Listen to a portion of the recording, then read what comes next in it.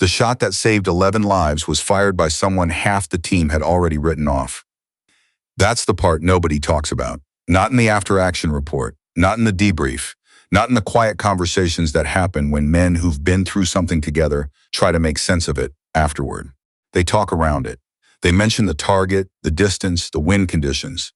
They describe the outcome in the flat, clinical language that military reports demand. But they don't talk about the 2 hours before the shot, when Sergeant First Class Adrienne Kowalski sat in the back of a Chinook with her rifle case across her knees and listened to 4 men debate, loudly and without lowering their voices, whether she was going to get them all killed. She didn't say anything. That was the first thing people noticed about Kowalski, if they noticed anything at all. She didn't fill silence the way most people did. She let it sit there. She had brown eyes that moved slowly around a room, cataloging things, and a stillness that some people mistook for vacancy and others, the ones who paid attention, recognized as something else entirely. Staff Sergeant Renfield was the one talking the loudest. He had 12 years in, 2 combat deployments, and a voice that carried without effort. He wasn't cruel about it, which almost made it worse. He was simply stating what he considered to be obvious facts, the way a man might explain why you don't bring a fishing rod to a firefight. "I'm not saying she can't shoot," Renfield said. He was talking to Corporal Devereaux, but the whole bird could hear him over the rotors. "I'm saying this isn't a range. This isn't a controlled environment. You know what the crosswind's going to be off those ridge lines? You know what that valley does to air pressure in the afternoon? This is a precision shot at distance in conditions that would give a veteran shooter problems. And she's been in country for what? 6 weeks? 7, Kowalski said. Renfield looked at her. It was the first word she'd said since they boarded. 7 weeks, she said again, not aggressively, just correcting the record. Then she looked back out the window at the brown and gray mountains sliding past below. Renfield turned back to Devereaux. 7 weeks, he repeated, as if this proved his point. The mission had come together in 36 hours, which was fast even by the standards of the unit's usual operational tempo. 3 aid workers and 8 children from a rural school had been taken by a splinter faction operating out of the Korangal-adjacent valleys, a group that intelligence had been tracking for months without getting close enough to do anything about it. Now they had a location, a narrow window, and a problem. The problem was elevation. The compound sat on a natural shelf carved into the valley wall, accessible by a single road that wound up from the valley floor in full view of 2 guard positions. Ground assault was possible but loud, too loud, given that the intelligence assessment suggested the hostages were being held in a structure adjacent to a fuel depot. The kind of structure that, if the wrong trigger got pulled in the wrong moment, would not leave 11 people alive to rescue. What the mission required was a precision overwatch position on the opposite ridgeline, 1,400 meters from the compound. A shooter who could neutralize specific targets on command, on time, without the kind of error margin that turned a rescue into something else. The unit had 2 qualified long-range precision shooters. The first was Master Sergeant Tollner, who had taken a piece of shrapnel in his right shoulder 6 days ago and was currently in a hospital in Bagram reconstructing the use of his shooting arm. The second was Kowalski. Captain Healy had not been happy about this. He'd made his feelings known to Major Drummond, who had listened with the expression of a man who had already accepted the situation and was waiting for everyone else to catch up. Drummond had served with Kowalski's former unit. He'd seen her qualification scores. He didn't say much about it, just handed Healy the file and let the numbers speak. Healy read the file. Then he read it again. Then he approved the mission because the numbers were what they were and the window was what it was. And 11 people in a compound on a valley wall didn't have the luxury of waiting for a shooter everyone was more comfortable with. That didn't mean anyone had to be happy about it. The landing zone was 3 kilometers from the ridgeline position, which meant a pre-dawn movement through terrain that didn't forgive ankle rolls or poor map reading. Kowalski moved at the front of the file with Lieutenant Ash, the patrol leader, matching his pace without complaint through the first hour of climbing. Ash was young, mid-20s, with the careful, deliberate movements of someone who had been trained very well and was still in the process of trusting that training. He checked on her twice during the movement, in a way that was trying to be subtle and wasn't quite. "You good?" he asked the second time after a particularly steep scramble over loose shale. "I'm good," she said, "because if the pace is fine, Lieutenant." He nodded and kept moving. Behind them, Kowalski could hear Renfield breathing harder than he wanted to admit on the climb, and she did not say anything about that. They reached the position 40 minutes before first light. The ridgeline gave them exactly what the satellite imagery had promised. A clear sightline across the valley to the compound shelf. The cluster of stone buildings resolved in the pre-dawn gray into shapes she'd already memorized from the photographs. The fuel depot was on the eastern side, two large tanks partially concealed under a corrugated metal roof. The main building where the hostages were held was north of that, separated by what looked like 20 meters of open ground. Kowalski set up without being asked, working in the dark with the practiced efficiencies of someone who has done a thing so many times it no longer requires thought. She ranged the primary positions, while Ash confirmed communications with the ground assault team staged in the valley. Renfield and Devereaux took up security positions behind her. Corporal Isles, the youngest member of the team, sat just off her right shoulder as her spotter, a role he'd been assigned 48 hours ago, and had spent those 48 hours preparing for with an intensity that she respected. "Winds coming from the northwest," Isles said quietly, reading his kestrel. 6 to 8 knots at our position. "It'll be different in the valley," Kowalski said. She'd been watching the dust on the valley floor since they arrived, and the way it moved told her things the instrument couldn't. That ridge line on the eastern side creates a Venturi effect in the afternoon. We've got a few hours before that becomes a factor. "How do you know that?" "I grew up in the Rockies. Different mountains, same physics." Isles wrote something in his notebook. He was the kind of person who wrote things down, which Kowalski considered an excellent quality in a spotter. The waiting was the hardest part for most people. Not for Kowalski. She had grown up in a family of hunters, 3 brothers, and a father who believed that patience was a form of respect. Respect for the animal, respect for the shot, respect for the fact that there were no second chances once the moment came. She had spent hundreds of hours in blinds and on hillsides learning to be still, learning to let time pass through her without dragging at it. By the time she joined the Army and discovered that this particular skill set had military applications, she had been practicing it for 15 years. She had also spent 4 years at university on an ROTC scholarship studying physics, with a focus on fluid dynamics, which was not the most common background for an infantry sergeant. The other recruits in her cohort had found this amusing. Her instructors had found it interesting. Her qualification scores had ended the conversation. The radio crackled at 0847. Ground team was moving into position. They estimated 40 minutes to the base of the access road, another 20 to reach the compound once they initiated. The extraction window opened at approximately 09:05. "Primary target is the guard position at the north gate," Ash said, going over it one more time.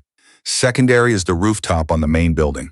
Tertiary is the fuel depot only if there's an imminent threat to the hostages. We do not want that thing going up." "Understood," Kowalski said. "The tertiary shot," Renfield said from his position behind her, unable to help himself, "is not something I'd be comfortable calling if I were you. Initiating that fuel depot at that range, in those wind conditions." "I'm not initiating the fuel depot," Kowalski said. "The tertiary scenario is neutralizing the threat vector before it reaches the depot." "Two different things." Silence. "There's a difference," she said, not arguing, just explaining. The way she explained things that seemed obvious to her and apparently weren't obvious to other people. "Between destroying the fuel and using it. If I engage the right target at the right moment, I don't have to touch the fuel at all." Renfield didn't respond to that. After a moment, Devereaux said quietly, "Okay, but what does that mean in practice?" And Kowalski told him, precisely and without drama, what it meant in practice. She walked through the geometry of it, the angle, the timing, the sequence of targets that would create a corridor of neutralized threats without triggering the one outcome everyone was trying to avoid. She spoke for about 4 minutes. When she finished, there was a silence that was different in quality from the one that had preceded it. Isles was definitely writing in his notebook. Said Renfield, which was not agreement but was at least no longer dismissal. The ground team hit the road at 0912. Kowalski heard it in her earpiece. The call sign, the movement confirmation, the terse acknowledgments of a team that had done this before and knew how to talk on comms without wasting breath. She settled deeper into her position, let her body find the alignment it knew how to find, and started breathing. The first thing that went wrong was the dog. It came around the eastern corner of the main building at 0923, a large animal loosely attached to a chain, long enough to give it a significant patrol radius. It shouldn't have been there. It wasn't in any of the imagery. Either it had been acquired after the last satellite pass, or it had simply been missed, which happened, and which was not useful to think about right now. The dog reached the end of its chain at the corner of the building and stood there, stiff-legged and alert, facing south toward the access road. "Ground team is 7 minutes out," Ash said quietly. The dog barked once, then twice, then a sustained alarm that echoed off the valley walls. The guard at the north gate turned toward the sound. The guard on the roof stood up from his position behind the parapet. "We're going to lose the element of surprise," Isle said. "I know," Kowalski said. "Ground team is 6.5 minutes out." She watched the guard on the roof raise a radio to his mouth. She watched the north gate guard begin moving toward the eastern corner of the building, toward the sound of the dog, toward a sight line that would put the access road in view in approximately 40 seconds. There were things she could do about the dog. She filed them away. There were things she could do about both guards. She filed those away too, ran the sequence, checked the angles, ran it again. The fuel depot sat in her peripheral vision, a constant variable, the thing you built all your planning around. "Permission to engage," she said. A beat. Ash was on the radio to someone. She could tell by the fractional movement of his jaw. Then granted. Northgate guard first. The Northgate guard was moving. A moving target at 1,400 meters in a valley with light crosswind was not a problem she had not solved before. She tracked, breathed, found the rhythm of her own pulse, and squeezed in the interval between beats. The guard went down. Roof guard was already reacting. She saw him drop behind the parapet, which took him out of her sight line but also out of his, which bought time. The dog was still barking. Someone inside the main building had heard the shot. She could tell by the movement she caught through a window, shadow and light shifting in a way that meant bodies moving fast. "Roof guard is concealed," Isle said. "I know." "Wait." She watched the eastern edge of the parapet. Waited. Most people, when they went prone toward the threat, not away from it. Most people, given a concrete parapet and an unknown shooter at distance, tried to find an angle where they could see without being seen. There were 2 natural angles on that rooftop. She'd identified them both when she was building the mission picture in the TUC 3 days ago, when no one was watching her study the imagery because no one had thought she'd be the one behind the rifle. The barrel appeared at the south angle. She was already there. "Roof guard neutralized." "2 down," Isle said. His voice was very controlled. She could tell he was working to keep it that way, and she appreciated the effort. "Movement at the east door," Renfield said from behind her.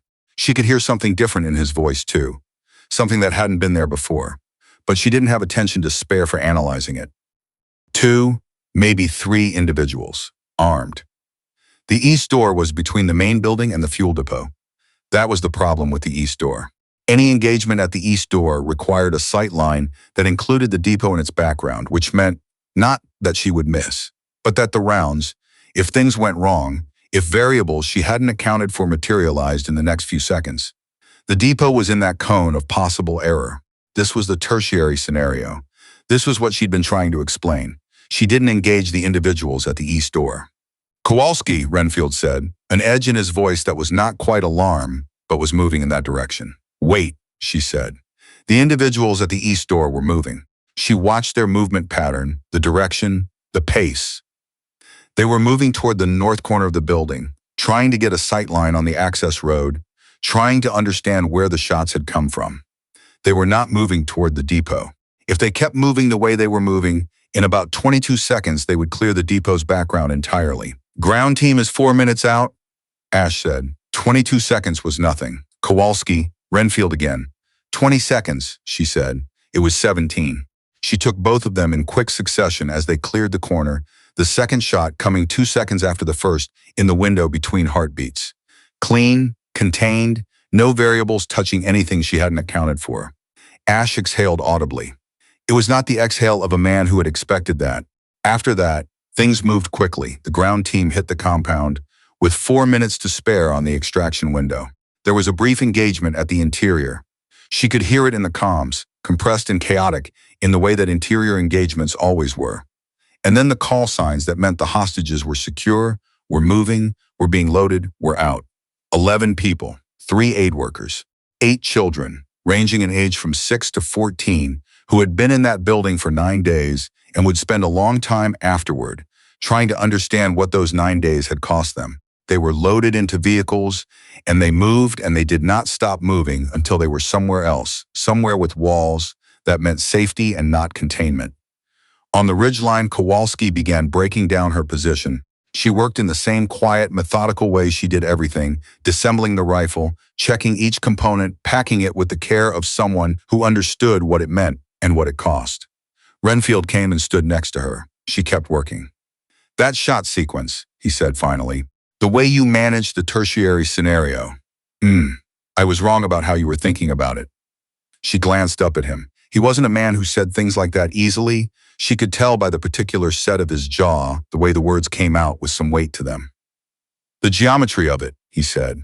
"The angles. You'd worked that out before we even got up here." 3 days ago, she said. "In the teak." A pause. "And you didn't say anything. I said some of it on the bird." She clipped the rifle case shut. Not all of it registered. That landed the way she'd intended it to. Not as an accusation, not quite, but as a statement of fact that he was free to sit with. Renfield sat with it. Then he picked up one end of the case and offered to help carry it, and she let him. Ash found her at the LZ while they were waiting for the birds. He was young enough that he hadn't developed the mask yet, the flat professional effect that long-service military people wore over their reactions, and so she could see what he was working through on his face. "Sergeant Kowalski," he said. "Lieutenant, I want to ask you something. All right, the East Door situation, when you told Renfield to wait." He paused, choosing words. "I've seen shooters freeze in that situation, not from fear, from calculation overload. Too many variables, not enough time. The engagement geometry is too complicated and the brain just stops." "Yes," she said. "I know that phenomenon." "You didn't stop." "No. How?" It was one word, not quite a question. The way young officers ask things when they were genuinely trying to learn. She looked out at the valley for a moment, the way the late afternoon light was doing things to the ridgelines, turning them colors that had no tactical significance and were simply for a moment beautiful. "I was watching them move," she said, "not trying to solve all of it at once, just watching what was actually happening, not what I was afraid might happen. The variables you can't control will do what they do. The variables you can watch, you watch those. You stay with what's real." As she thought about this, "And you could see where they were going to be." "I could see where they were going," she said. "Same thing in enough time." The birds came in low and loud, the way helicopters always announce themselves, and the conversation ended in the noise and dust of the landing. Isles found her as they were loading, pressed his notebook into her hands. He'd written down the exact conditions, every variable from the wind readings to the engagement, timings to her instructions on the tertiary scenario geometry. Everything documented in his careful, precise handwriting. "For after," he said, "in case you want to write it up." She looked at the notebook. She looked at Isles, who was 22 years old and had spent the last 9 hours trying very hard and had done well, better than well. "Thank you, Corporal," she said. He nodded like it was nothing, which meant it was something. She kept the notebook. On the flight back, Renfield was not talking to Devereaux about the things he'd been talking about on the way out.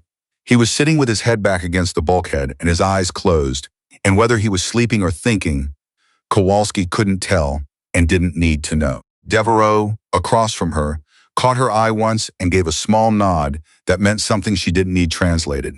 She looked out the window at the mountains, going dark below them, the last light running out along the peaks, the valleys filling with shadow the way valleys do when the sun goes. She was thinking about the children in the vehicles moving somewhere safer. She was thinking about 9 days in a room and what that does to a person, any person, and what it does to a child. She was thinking about the aid workers who had gone to that particular place to do something useful for other people and had ended up needing to be extracted by a team nobody had been confident about 48 hours ago. She thought about her father, who had never once told her she couldn't do something, who had simply handed her a rifle at age 9 and stood behind her in the November cold and said, "Take your time, there's no rush, watch where the wind goes, and then forget the wind and breathe. And the shot is either right or it isn't. And if it isn't, you learn something, and if it is, you've done what you came to do." She had carried that through basic, through OCS, through 2 deployments, through every range qualification, through every conversation in every TOC, where she had understood something that wasn't being understood by the men in the room. She had carried it quietly, without performance, the way her father had taught her to carry most things. The mountains below went dark. The bird flew on. In the after-action report, filed 4 days later, the engagement was described in the flat clinical language that military reports demanded. Targets neutralized. Hostages recovered. 0 friendly casualties. Mission accomplished within operational window. What the report did not contain, and what reports rarely contain, was a line about Renfield volunteering to be Kowalski's primary spotter on the next rotation. A request he put in writing to Captain Healy with a brevity that said more than a longer document would have. What it did not contain was Ash's quiet conversation with Major Drummond, which was also brief, and which Drummond received with the expression of a man who had already known what was in it. What it did not contain was the fact that Corporal Isles requested and received a transfer to the unit's designated marksman program 6 weeks later, citing a specific engagement as the reason for his interest. The mission had required 1 shooter. What it had asked for, in the weeks before and the months after, was something the after-action report had no category for: the willingness to trust what the numbers said, even when everything else said something different. Kowalski had understood that from the beginning. It had taken the rest of them a little longer. That's usually how it goes.